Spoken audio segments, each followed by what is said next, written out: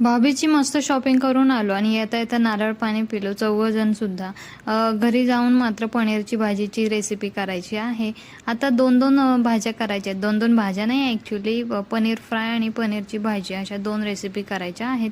तर ऑब्व्हियसली त्यांना सुट्टी आहे म्हटल्यानंतर त्यांची फारच मोठी मदत होणार आहे आज.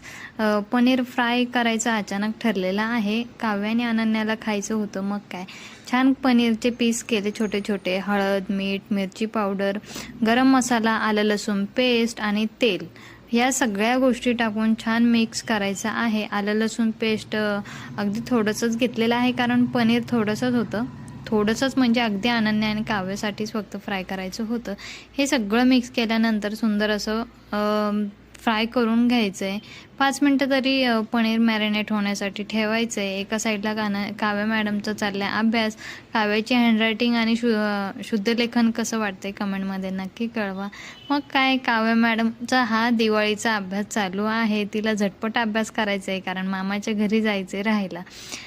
छान एका साईडला पनीर फ्राय करून घेतलं आहे त्यांनी आणि कलरच इतका सुंदर आला ना, मस्त टेस्टी झाले पनीर. तुम्ही पण घरी रेसिपी नक्की ट्राय करून पहा. साधी सिंपल रेसिपी आहे.